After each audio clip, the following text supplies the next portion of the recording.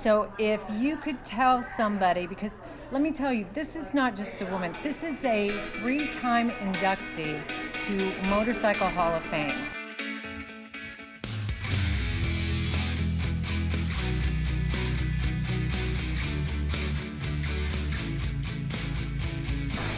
Hey, good afternoon, everybody. I am Lorraine Hendricks with The Woman Rider. I have a really special interview for you all today. I am with Becky Brown, the founder of Women in the Wind. Becky, thank you so much for taking the time to talk with me and tell us a little bit about the organization you founded. Well, Women in the Wind was started in Toledo, Ohio, and we are in almost our 44th year. Our big celebration will be in 2024, where we'll do our 45th. And right now we have 137 chapters, and I'm not sure how many countries. I think it's 9, but we're going strong, and we're doing a lot for the women riders. Your story is so interesting, Becky. Would you mind telling us just a little bit about how this all started? Because it is so amazing how you began and then what it's really become. Like you said, over countries and over 100 chapters and that.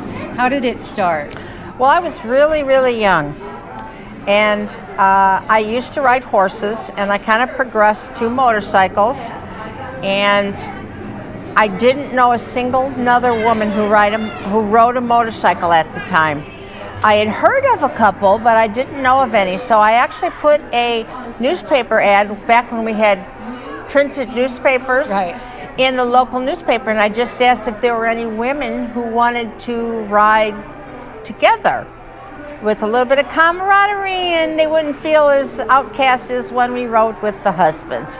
And that's how it started. I think there were like 9 or 10 replies, and we picked a place and a time, and we met up, and we rode along the Maumee River outside of Toledo, Ohio. Wow. And so today, so it started with 10, and now we've got, how many members? Over 1,000? Oh, yeah. I'm not really sure the number. We could get one of the other officers. I think it was something like 11, 12, 1,300. I know at one time we were up to as many as 17, but I think that's dropped a little bit with COVID and all kinds of other not so good things. So one of the things that I like to do with my website and my YouTube channel is I'm really trying to empower women, especially older women, who have always had this desire to ride, to get out there and do it. So if you could tell somebody, because let me tell you, this is not just a woman, this is a 3-time inductee to Motorcycle Hall of Fame. I know that there are 3 different ones. Tell us, 2002, I think 2000. Oh, don't ask me the years. Well, I have them. I actually have them for you. Oh, well, I'm glad. So I know that in 2002 you were inducted into the National Motorcycle Museum Hall of Fame. Right. I know that in 2004 you were inducted to the AMA Motorcycle Hall of Fame, and also in 2008 you were inducted to the Sturgis Motorcycle Museum Hall of Fame. And you've donated a motorcycle to one of these museums? Women in the Wind did. Women in the Wind. It was the motorcycle that I rode before the one I am right now. And it was my favorite, I have to say that, especially looking back. But Women in the Wind donated it to the Anamosa Museum and Hall of Fame. And how and where is that again? It's in Anamosa, Iowa. And they are still open, but they're not going to be open very long. Unfortunately, after COVID, and just the money to keep it going has dropped, so it's going to be closing. And I'll tell you, it was a beautiful location.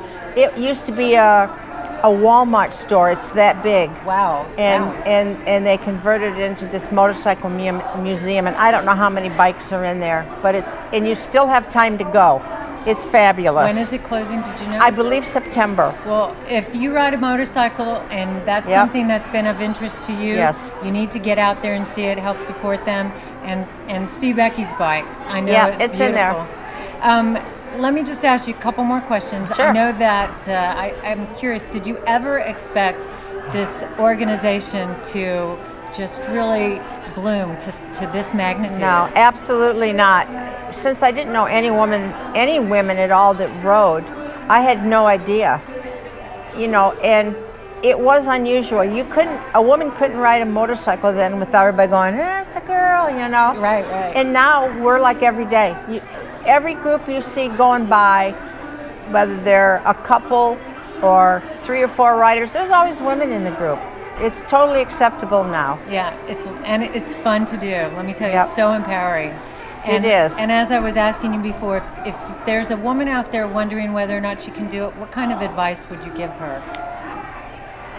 There are so many different sizes of bikes, but the best thing to do is to go take a motorcycle safety class, because I know of women who took the class and found out it wasn't for them. Right. So you really have to find out if it's for you. And most women, they do. Yeah. It's great. It doesn't have to be a big bike. You can start out small, and as you gain experience, you can move up to a bigger bike. But it's fun. And if anybody is interested in getting connected with Women in the Wind, how can they find out about it and get involved? We have a web page that you go to womeninthewind.org, and it will tell you everything on how to join one of our existing chapters, or how to start a new chapter, or even join up as an associate member, which simply means that you aren't in the area of a chapter and you aren't quite up to starting one. So there's still ways to get in. Again, if you want to find out about the organization, go to womeninthewind.org. Becky, it has been an honor and a privilege to talk to you this weekend and speak with you today. Thank you so much. No, thank you. It's been a privilege to talk to you too. You're doing a lot. Thank you.